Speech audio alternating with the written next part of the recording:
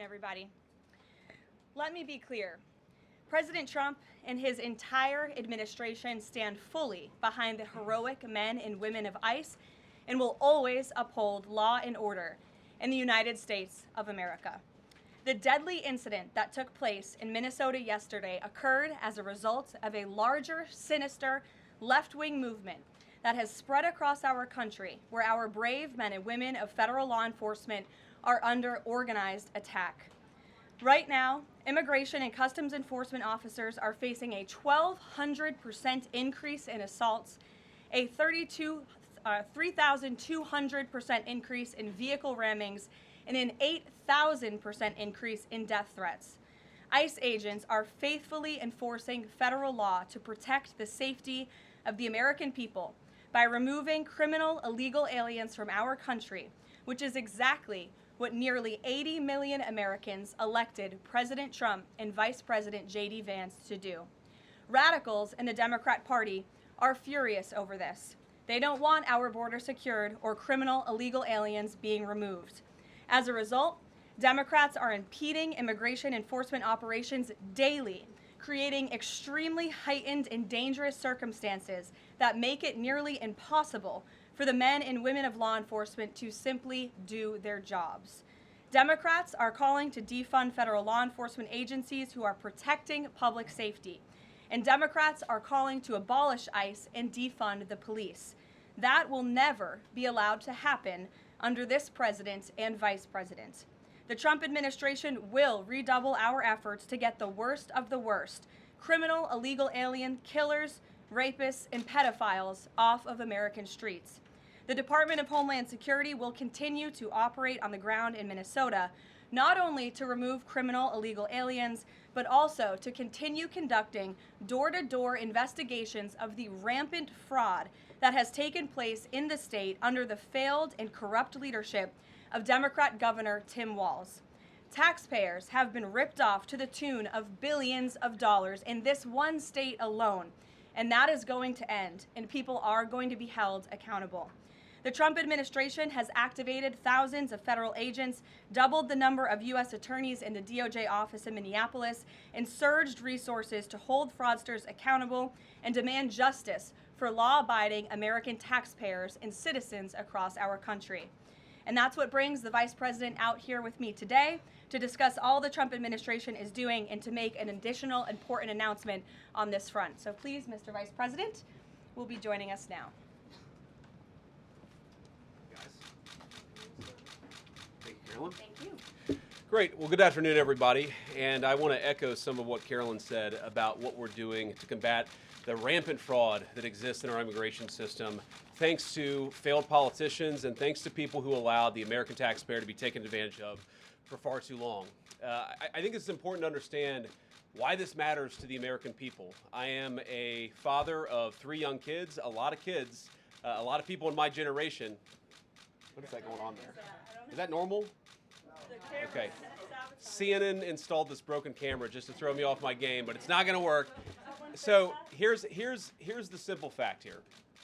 If you're a young parent struggling to afford childcare in the United States of America, there are programs that we have to make it easier for your kids to get in daycare, for your kids to get in preschool.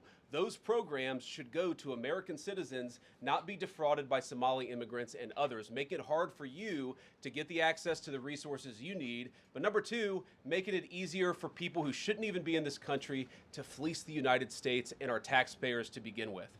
We have actually activated a major interagency task force to make it possible to get to the heart of this fraud. We have Department of Agriculture resources that are focused on SNAP fraud so that people who need food benefits can get them, but illegal aliens and other fraudsters don't. We have over 1,500 subpoenas that the Department of Justice has issued to get to the heart of the fraud ring. We've done almost 100 indictments, mostly Somali immigrants, but also a few others. And of course, we're looking in with broad investigatory authority to a number of the instances of wrongdoing that we've seen in Minneapolis. But we also want to expand this. We know that the fraud isn't just happening in Minneapolis, it's also happening in states like Ohio. It's happening in states like California.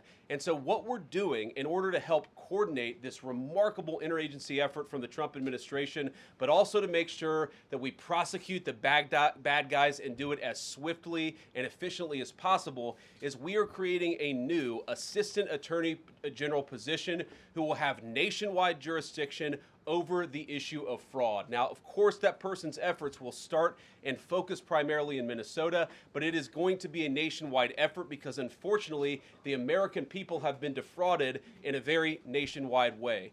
I want to thank a couple of people for their cooperation, in particular Pam Bondi, our Attorney General. First of all, for getting a lot of resources to Minneapolis to start to investigate and prosecute this fraud, really at an industrial scale. We've never seen fraud like this in the history of our country. Pam has been doing a great job to get the resources there to uncover it, but importantly, creating a job like this often takes months, sometimes even longer.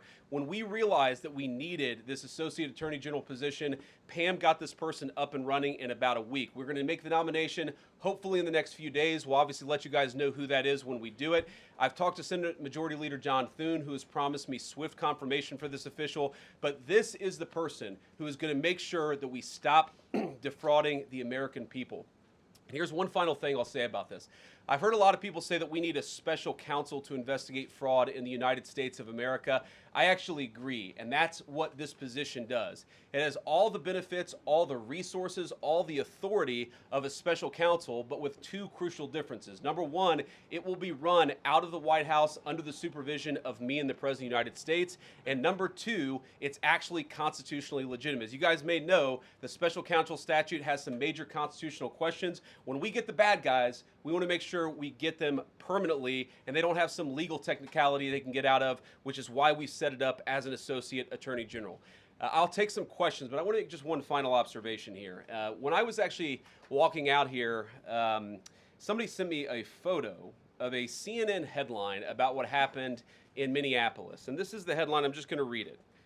Outrage after ICE officer kills U.S. citizen in Minneapolis. Well, that's one way to put it, and that is the way that many people in the corporate media have put this attack over the last 24 hours. And I say attack very, very intentionally because this was an attack on federal law enforcement. This was an attack on law and order. This was an attack on the American people. The way that the media, by and large, has reported this story has been an absolute disgrace, and it puts our law enforcement officers at risk every single day. What that headline leaves out is the fact that that very ICE officer nearly had his life ended, dragged by a car 6 months ago, 33 stitches in his leg. So you think maybe he's a little bit sensitive about somebody ramming him with an automobile. What that headline leaves out is that that woman was there to interfere with a legitimate law enforcement operation in the United States of America. What that headline leaves out is that that woman is part of a broader left-wing network to attack, to dox, to assault, and to make it impossible for our ICE officers to do their job. If the media wants to tell the truth, they ought to tell the truth that a group of left-wing radicals have been working tirelessly, sometimes using domestic terror techniques to try to make it impossible for the President of the United States to do what the American people elected him to do, which is enforce our immigration laws. The President stands with ICE. I stand with ICE. We stand with all of our law enforcement officers. And part of that is recognizing that you people in the media, not everybody in this room, but many people in this room have been lying about this attack. She was trying to ram this guy with her car. He shot back. He defended himself. He's already been seriously wounded in law enforcement operations before, and everybody who's been repeating the lie that this is some innocent woman who was out for a drive in Minneapolis when a law enforcement officer shot at her, you should be ashamed of yourselves. Every single one of you. Questions? Thank you, Mr. Vice President. I wanted to read a quote from Tim Walz earlier today. He said, "When things looked bleak, it was Minnesota's first that held the line for the nation on July 3rd, 1863, and I think we may be in that moment now." Can you comment on his rhetoric and Mayor Jacob Frey and whether they want to see unrest in Minneapolis? Well, that's very tough rhetoric from a guy who just quit because his fraudulent activities have been uncovered. Look, Tim Walz is a joke. His entire administration has been a joke. The idea that he's some sort of freedom fighter, he's not. He's a guy who has enabled fraud and maybe, in fact, has participated in fraud. That's what this new Assistant Attorney General position is going to find out. I don't care what Tim Walz says. I care about getting to the bottom of this fraud for the American people, and I care about enforcing the nation's immigration laws. That's what we're going to stay focused on. Vice President. Yeah. A related question here. I mean, Democrats have accused ICE of murder. They've said they're targeting Americans. They've told ICE to get the F out of Minnesota. This is going to stoke the fire against ICE agents, and you're talking about ICE agents right now and being concerned about them. What, if anything, is the administration going to do to make sure these folks are protected during these protests? But also, should DHS sort of revisit their procedures here? I mean, nobody wants to see an American killed. Are there changes that need to be made to make sure something like this doesn't happen again? Look, first of all, of course, nobody wants an American citizen to be killed. This is absolutely a tragedy, but it's a tragedy of the making of the far left. They have radicalized a very small segment of the population, taught them that ICE agents are engaging in wide-scale violation of people's rights. What our ICE officers are doing is deporting the millions of criminal aliens that were let in during the Biden administration. So number one, we have to say, as a matter of leadership, and I would appreciate if the Democrats would join me on this, let's be honest about the fact that we have way too many illegal aliens in this country. Our ICE officers should be supported in doing their job. You're trying to actually marshal the far left lunatic fringe to engage in doxing, to try to make it impossible for them to enforce the law, and in some cases actually to engage in acts of domestic terrorism against our law enforcement officers. When you talk about different plans, different protocols, different policies, I forget exactly how you asked the question. Here's the simple fact. What we're going to do is make it easier for the American People's Administration to enforce the American People's law. And that means that Democrats have to stop rallying the mob against legitimate law enforcement operations, and that means that we are going to get tougher, and that's what this AAG position is about. We're going to get tougher at the people who are defrauding the United States by inciting violence against our law enforcement officers. That's one of the things that we're going to do. We've already started that work at the Department of Justice, but we're going to keep on doing it, and this new AAG position is going to kick that into high gear. Vice President Vance, you just suggested that this woman who was killed, Renee Good, is part of a broader left-wing network. Who do you think is behind this broader left-wing network? Well, it's one of the things we're going to have to figure out, but here's the way that I put it. When somebody throws a brick at an ICE agent, or somebody tries to run over an ICE agent, who paid for the brick? And who told protesters to show up and engage in violent activity against our law enforcement officers? You see, just with this most recent terrible incident in Minneapolis, you see friends of this woman's or other people who are eyewitnesses saying basically that she was there to engage in obstruction of a legitimate law enforcement operation. How did she get there? How did she learn about this? There's an entire network, and frankly, some of the media are participating in it, that is trying to incite violence against our law enforcement officers. It's ridiculous, it's preposterous, and part of our investigatory work is getting to the bottom of it. Who's funding it? Who's supporting it? Who's cheerleading it? And of course, if there's illegal activity related to that, we're going to get to the bottom of that and prosecute it where we can. Vice President, thank you for taking questions today. Is there a risk with you describing her as a deranged leftist, talking about very specific facts of these events, when an investigation is just beginning? Are you preempting a thorough investigation by drawing such conclusions? And have you received any information beyond the videos we've seen publicly about this individual, her specific acts, that has informed your point of view? Well, first of all, the Department of Justice is going to investigate this. The Department of Homeland Security is already investigating this. But the simple fact is, what you see is what you get in this case. You have a woman who was trying to obstruct a legitimate law enforcement operation. Nobody debates that.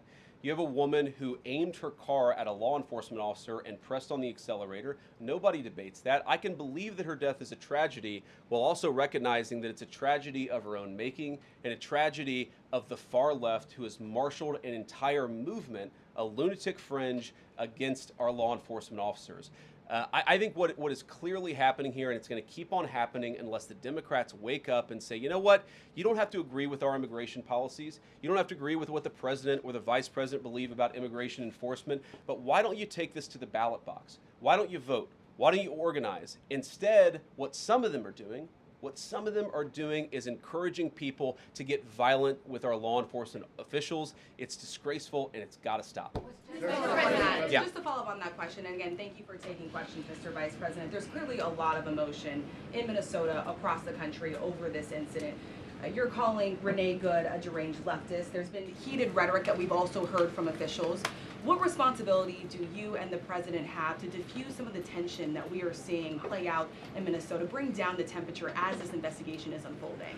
What we have a responsibility to do is to protect the people who are enforcing the law and protect the country writ large. Whether you're Democrat or Republican, you deserve to have the people's laws enforced in the United States of America. Now, again, I'm not happy that this woman lost her life. I'm not happy that this woman was there at a protest violating the law by interfering with a law enforcement action.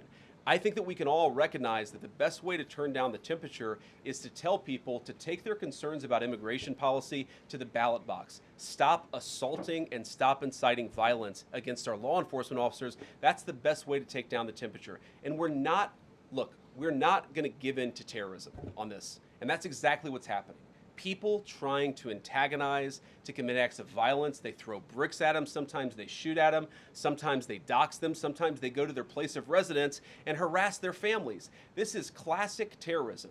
And we cannot say that when a far left fringe is inciting violence against our brave law enforcement officials, that we're no longer going to enforce the law. That's rewarding the very people who are engaged in this garbage. The actual reward that they just got is a new assistant attorney general who is going to prosecute and investigate this stuff even more aggressively than before. Yeah. Thanks for taking my question. So the head of Minnesota's investigations agency says that the U.S. Attorney's Office has essentially cut off the state investigations agency's access to the investigation. What is the precedent for that, and why shouldn't the Minnesota officials on the ground have access and evidence to work on this investigation? First of all, I wish the state officials in Minnesota would investigate why you have so many people who are using their vehicles and other means to actually interfere with a legitimate law enforcement operation. The precedent here is very simple. You have a federal law enforcement official engaging in federal law enforcement action. That's a federal issue. That guy is protected by absolute immunity. He was doing his job. The idea that Tim Walz and a bunch of radicals in Minneapolis are going to go after and make this guy's life miserable because he was doing the job that he was asked to do is preposterous. The unprecedented thing is the idea that a local official can actually prosecute a federal official with absolute immunity. I've never seen anything like that. It would get tossed out by a judge. So what I'd like Minnesota to focus on is the real issue that they're encouraging people. Minneapolis officials are encouraging people to commit violence against ICE officials. It's ridiculous. It's got to stop. Go ahead. Mr. President, thank you. You said earlier that there's a left-wing network to attack, to dox, to assault, and make it impossible for ICE officers to do their job. You told my colleague just now that there's an investigation going on into that network. Yep. So if everything that you say is true, how does being part of that network justify being shot? Well, being part of the network doesn't justify being shot, but ramming an ICE officer with your car, that's what justifies being shot. It's not a good thing, by the way, but when you force somebody to engage in self-defense, it's almost a preposterous question. I'm not saying that funding some of this stuff justifies capital punishment. Nobody would suggest that. The reason this woman is dead is because she tried to ram somebody with her car and that guy acted in self-defense. That is why she lost her life, and that is the tragedy. Now, there may be other violations of the law and other penalties that are associated with those violations of the law. For example, if you are funding violence against our law enforcement officers, I'm not a prosecutor. My guess is that's not the sort of thing that earns capital punishment, but it should sure as hell earn you a few years in prison if you're funding the effort to try to assault our law enforcement officers. What is, I'm sorry guys, what's going on here? You guys are meant to report the truth. How have you let yourself become agents of propaganda of a radical fringe that's making it harder for us to enforce our laws? You just asked me a question that presumed that the reason why this woman died is because she was engaged in legitimate protest. She tried to run somebody over with her car, and the guy defended himself when that happened. Next question. The investigation is still ongoing. I said next question. Mr. Vice President, I mean, you presumably watched the video yourself. There's not the slightest doubt in your mind, having viewed it, that the victim, you still believe that she deliberately tried to ram him despite seeing this video? Look, I don't know what is in a person's heart or in a person's head, and obviously we're not going to get the chance to ask this woman what was going on. What I am certain of is that she violated the law. What I'm certain of is that that officer had every reason to think that he was under very serious threat for injury or in fact, his life. What I'm certain of is that she accelerated in a way where she ran into the guy. I don't know what was in her heart and what was in her head, but I know that she violated the law, and I know that officer was acting in self-defense. It raises an interesting point, though. Look, if people want to say that we should have a legitimate debate about, what was she really doing, right? Was she panicking when she drove into this officer, or was she actually trying to ram him? That's a reasonable conversation. What's not reasonable is for so many of you to plaster all over the media that this was an innocent woman and that the ICE agent committed murder, which is what many of you have said explicitly and some of you have said implicitly. That's what I have an objection to. The idea that this was not justified is absurd, and I think everybody knows it in their heart. Yeah. Mr. Vice President, following up in the green jacket. Taking down the temperature, it seems like political violence is ratcheting up and riots could be around the corner. What steps does the administration have planned to try to unite America? Average people on both political sides are so tired of fighting with each other, and I think all the journalists in this room could agree with me that we don't want to be part of the problem. Do you have any words to unite America? I know you don't want to be a part of the problem, and I think that's true of a lot of you. I'm not sure it's true for everybody, because the reporting over this has been one of the biggest scandals I've ever seen in media. I've never seen a case so misrepresented and misreported when you have a guy who is defending himself and is now being treated as some sort of federal assassin by so many of the people in this room. First of all, let me say about crime. You mentioned violence. One of the things we're proudest about is that you saw violent crime over the last year drop by 20%. Why is that drop by 20%? Is it because we're attacking our law enforcement officers, or is it because we in the administration are empowering our law enforcement officers to enforce the law? I think that's one of the ways you take down the temperature, is you make people feel more secure and safe in their person and property. That's why we care so much about protecting our law enforcement, because it accrues to the benefit of the entire national community. I think that we can absolutely talk about the ways in which we can lower the temperature by discussing differences in a reasonable and rational way. Again, I'm happy to talk with any congressional Democrat or any of you about our immigration policy, about why I think it's necessary, about why I think it's in the best interest of the country, about why the President of the United States was elected to actually enforce the border for the first time in at least 4 years. So here's the problem. That's not the debate so many people are having. They are actively covering for people who are committing acts of violence against federal law enforcement. It is preposterous. The way to take down the temperature is to stop it. Have your debates about policy. Attack me. Attack the President of the United States. Don't attack our law enforcement officers. They are trying to do the job the American people demanded that they do. They are not policy actors. They are enforcing the law. They should be treated with a modicum of dignity and respect. And the fact that they're not is why incidents like yesterday happened. The one final point I'll make about this is, look, there's a part of me that feels very, very sad for this woman, not just because she lost her life, but because I think she is a victim of left-wing ideology. What young mother shows up and decides they're going to throw their car in front of ICE officers who are enforcing legitimate law? You've got to be a little brainwashed to get to that point to where you're willing not just to protest, that's fine, not peacefully protest, but throw your vehicle in front of legitimate law enforcement officers and drive your car into them. To get to that point, you have to be, I think, radicalized in a very, very sad way. I certainly wish that she hadn't got there. I know there's an ICE officer right now who very much wishes he was not put in the position where he had to fire a gun to defend his own life. Yeah. Thank you, Mr. Vice President. What's your message, following up on that, what's your message to the leaders in Minnesota, the governor of Minnesota, the mayor of Minneapolis, to calm down the situation on the ground, on the streets? What's your message also to those protesters who saw that video in a completely different way than you saw that video? Well, first of all, I think if you watch every angle of that video, there is one angle where if you squint, you can maybe tell yourself that it's not clear what happened. But when you look at all angles of that video, it is very clear that her vehicle went right for the guy. She actually collided with him, and then that's, of course, when he fired his shots. That's obvious, okay? So what I'd say to the protesters is, by all means, protest peacefully, but make this about ideas. Make this about disagreement with our policy. Don't use your protest as a justification or an encouragement for people to go and incite violence and participate in violence against our law enforcement officials. To the people on the ground in Minneapolis, meaning the local officials in Minneapolis from Tim Walz on down, I'd say, look, why can't you just disagree with a given piece of immigration policy without turning law enforcement into the enemy? And think about, for example, a criminal law, where a police officer goes and arrests somebody because they violated a criminal law. If you're mad about that, go and protest the politician who passed that law. Don't attack the police officer who's just doing their job. We had a wide open border under Joe Biden. I happen to think it's a good thing the President of the United States has closed it down. If you think that's a bad idea, criticize this administration for a policy decision.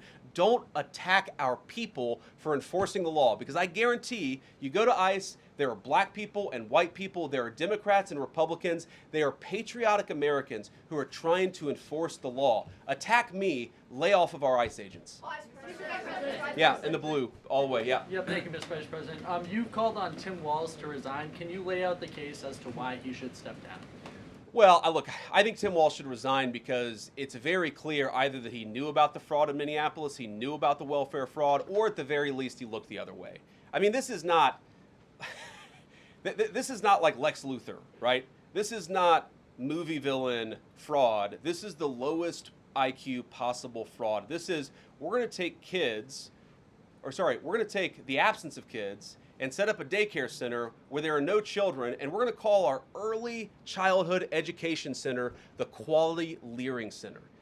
By the way, if you can't spell learning, maybe you shouldn't be in early childhood education. But people got rich off of this. We know that there were schools who either had no enrollment or at least they overstated their enrollment. Tim Walz, either it was unbelievable incompetence or he was in on the fraud. That's one of the things we're going to get to the bottom of. Sir. Thank you, Mr. Vice President. Can you explain the difference between this Associate Attorney General and a special counsel? And do you envision this being a permanent position or having more of a limited scope?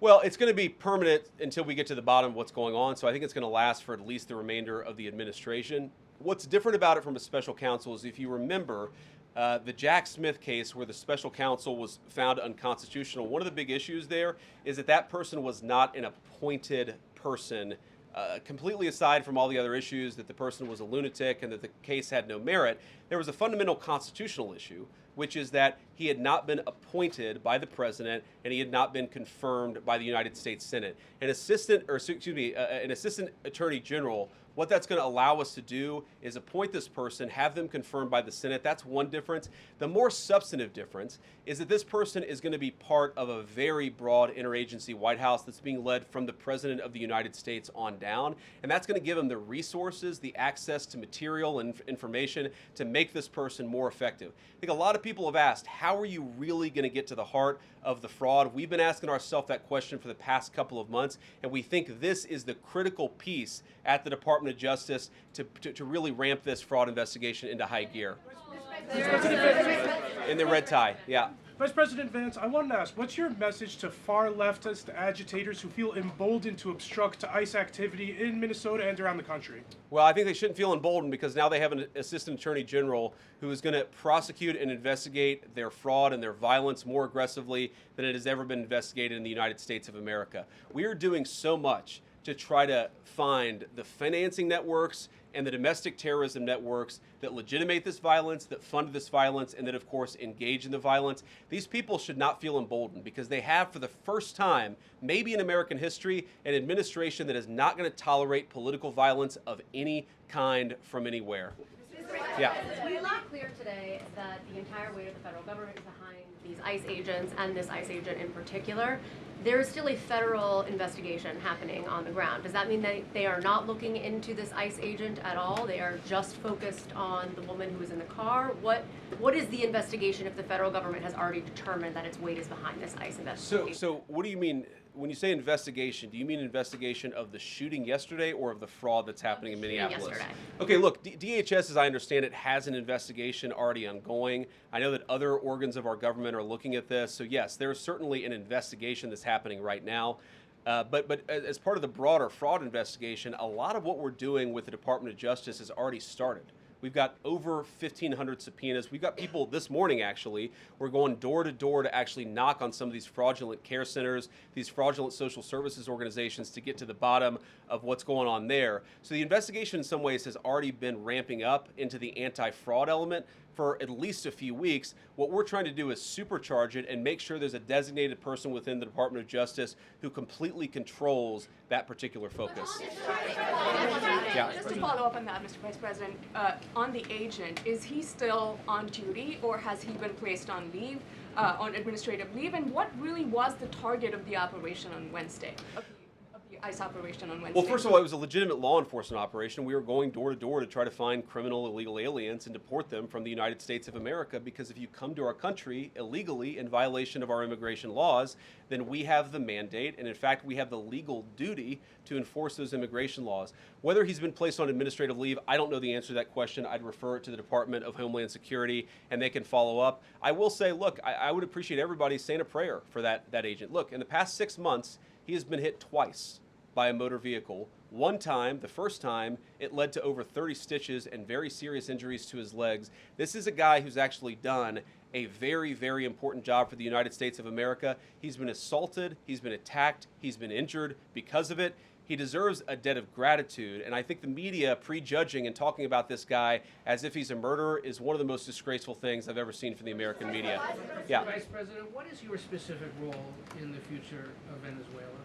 And I'm wondering, could you confirm reports that the Director of National Intelligence, Tulsi Gabbard, was kept out of the planning for the operations because of her past concerns about military involvement in Venezuela? So I've heard a couple of things. One, that I was kept out of the planning for the Venezuela operation, that's false. And another, that Tulsi was kept out of the planning for Venezuela operations, that's completely false. Look, we're all part of the same team. And one of the things that is really amazing about that operation is that we kept it very tight to the senior cabinet level officials and related officials in our government, and we kept this operation secret for a very long time. I'm very proud of that. I think it suggests that the team works very well together. Looking ahead, what is my role? Look, my role is going to be whatever the president asks me to do.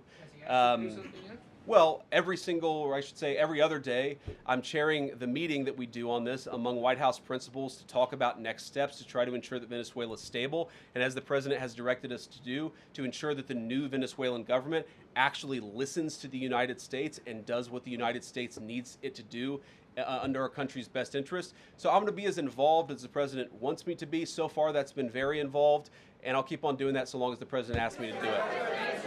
In the purple. Yes. Even Mr. beyond Vice- the who, War right? Powers Sorry, resolution. we'll go purple, and then we'll go Thank pink or whatever that is in front. Royal purple. And then beige. All right. Okay. Are there any indications, you talked about the network, are there any indications that the lady who was shot, I know there are different reports from there, her wife said they were new to the area. Are there any indications she may have been a paid agitator, and maybe that there are others that were brought to the area, considering everything that's going on in Minneapolis? I wouldn't say that she was paid. I don't have the evidence to say that one way or the other. What I do know is that she was violating the law. And if you just look at the eyewitness accounts, they were saying she was there to prevent the enforcement of the law. She was trying to obstruct a legitimate law enforcement operation. That much is obviously clear. The rest of it, of course, is part of the reason why we investigate this stuff. Yeah. Mr. Vice President, even beyond the War Powers resolution today, Congress has bucked President Trump on issues like tariffs. Are you concerned that President Trump is losing his grip on Republicans in the Congress, and what are you going to do about it? No, I'm not concerned at all. First of all, we talked to some of the senators who are going to vote the wrong way, in my view, on this resolution today. Much of their argument was based more on a legal technicality than any disagreement in policy. If you look at the people who actually voted, every single one of them have supported the administration's plan. Second of all, as the president, I believe himself, has already said, every president, Democrat or Republican, believes the War Powers Act is fundamentally a fake and unconstitutional law. It's not going to change anything about how we conduct foreign policy over the next couple of weeks, the next couple of months, and that'll continue to be how we approach things. Go ahead. President. So we are seeing, regarding Iran, we are seeing the protests in Iran these days. The citizens are begging for help from the U.S. and Israel, naming streets in the city after President Trump. It seems there is an opportunity here that may not come again. Will the United States stand by the citizens of Iran? And if Israel decides to strike again the nuclear sites in Iran, is the U.S. expected to take part? Well, look, we certainly stand by anybody who's engaged in peaceful protest, anybody who's trying to exert their rights for free association and to have their voices heard. Obviously, the Iranian regime has a lot of problems, and as the President of the United States has said, the smartest thing for them to have done, it was true 2 months ago, it's true today, is for them to actually have a real negotiation with the United States about what we need to see when it comes to their nuclear program. I'll let the President speak to what we're going to do in the future, but we certainly stand with anybody across the world, including the Iranian people who are advocating for their rights. I'll take just a couple more questions. Yeah, go ahead. Thank you very much, Mr. Vice President. Concerning Venezuela, how would you assure the Caribbean region that they will remain a zone of peace? Because some member states in the region are concerned. Well, look, the President had a very productive phone call with the President of Colombia yesterday, and we continue to talk at all levels of government with a number of our friends in the Caribbean region. I actually think this is really good for peace in the Caribbean, because when you take away a major source of illegal cartel revenue, which is the cocaine trade, the fentanyl trade, other sources of illicit revenue, you actually remove the power of one of the main destabilizing forces in Latin America and in the Caribbean. I really do think, look, we say it all the time, this is the President of peace. One of the ways that you establish peace in your own hemisphere is to make it clear that the United States is going to be respected, that the United States is willing to take power away from criminal cartel organizations and give it to legitimate governments. That's how we see the future of the Western Hemisphere, and we think it's going to be much more peaceful than it was certainly under Joe Biden. I'll take one more question. Go ahead. Mr. Vice President, thank you. On Greenland, do you have a message for European leaders? Many in Europe reject the idea that the island could be for sale. Well, first of all, Secretary Rubio, I believe, is meeting with the leaders of Denmark and Greenland next week, I want to say it is, but maybe it's the week after that. We'll continue to deliver some of these messages in private, some of them in public, but I guess my advice to European leaders and anybody else would be to take the President of the United States seriously. What has he said about Greenland? Set to the side the crazy overreactions that I've seen from the press and from certain people in Europe. What has the President said? Number one, Greenland is really important, not just to America's missile defense, but to the world's missile defense. Number two, we know that there are hostile adversaries that have shown a lot of interest in that particular territory, that particular slice of the world. So what we're asking our European friends to do is to take the security of that landmass more seriously, because if they're not, the United States is going to have to do something about it. What that is, I'll leave that to the President as we continue to engage in diplomacy with our European friends and everybody on this particular topic. And again, thank you all for listening. Thanks for taking questions. And I just ask you, look, this is politics, and often Republicans and get in arguments with the press about things, and I understand that. I think it's really irresponsible for you guys to go out there and imply or tell the American people that a guy who defended himself from being rammed by an automobile is guilty of murder. Be a little bit more careful. We're going to talk about toning down the temperature, which I know the President wants to do, and I certainly want to do. One of the ways we tone down the temperature is to have a media that tells the truth. I encourage you all to do that. God bless you. Happy New Year, guys.